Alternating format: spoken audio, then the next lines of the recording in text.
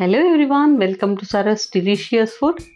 இன்றைக்கி நம்ம கார்டனில் ஃப்ரெஷ்ஷாக பறித்த இந்த சுண்டைக்காய் வச்சு தான் ஒரு ஹெல்தியான சட்னி செய்ய போகிறோம்.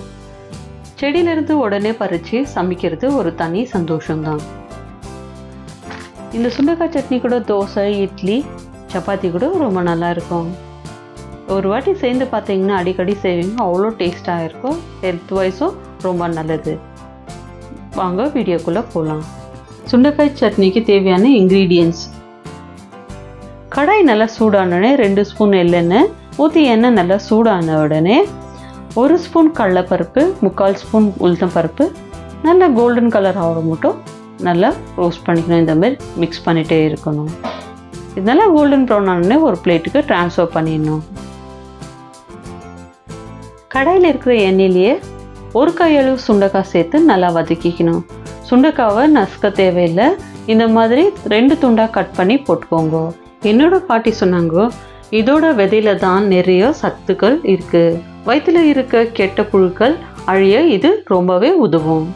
சாம்பார் வெங்காயம் 10லேருந்து 15, பூண்டு ஒரு 5 பல் சேர்த்து நல்லா ஒரு 2 நிமிஷம் வதக்கிக்கணும். சுண்டைக்காயில் அயன் சத்து ரொம்ப அதிகம், ரத்த சோகையை குணப்படுத்தும். முக்கியமாக கிட்ஸ்க்கு இதில் இருக்கிற விதை வயிற்றில் இருக்கிற ஜெர்ம்ஸையும் வேர்ம்ஸையும் அழிக்க ரொம்ப ஹெல்ப் பண்ணும். இப்போ ஒரு 6 காஞ்ச மிளகாய் சேர்த்துக்கணும். ஒரு சின்ன நெல்லிக்காய் சைஸ் அளவு புளி ஊற வச்சிருந்த சேர்த்து நல்லா சாட்டே பண்ணிக்கணும். இதெல்லாம் நல்லா சாட்டே ஆன பிறகு ஒரு பிளேட்டுக்கு ட்ரான்ஸ்ஃபர் பண்ணிவிட்டு நல்லா ஆற விடணும்.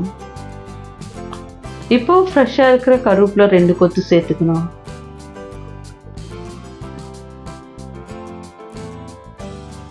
ஆற வச்ச சுண்டைக்காய், சாம்பார் வெங்காயத்தை ஒரு மிக்சர் ஜாருக்கு ட்ரான்ஸ்ஃபர் பண்ணிக்கணும். இதோட நம்ம ரோஸ்ட் பண்ணி வச்சிருக்கிற கடலைப்பருப்பு, உளுத்தம்பருப்பு, தேவையான அளவுக்கு உப்பு சேர்த்து நல்லா கொரகொரப்பாக அரைச்சிக்கணும். இப்போ ஒரு பவுலுக்கு ட்ரான்ஸ்ஃபர் பண்ணிவிட்டு தாளிப்பு கரண்டியில் 1 ஸ்பூன் எண்ணெய் ஊற்றி கடுகு, கருவேப்பிலை, காஞ்ச மிளகாய் எல்லாத்தையும் சேர்த்து நல்லா பொரிய விட்டு சட்னியில் ஊற்றிடணும். பாட்டி காலத்து ஸ்டைலில் சுண்டைக்காய் சட்னி ரெடி. இந்த பாரம்பரிய சட்னியை கண்டிப்பாக ட்ரை பண்ணுங்கள். வீடியோ பிடிச்சிருந்தா லைக் பண்ணுங்கள். மறந்துடாமல் சரஸ் டெலிஷியஸ் ஃபுட்டை சப்ஸ்கிரைப் பண்ணிக்கோங்க.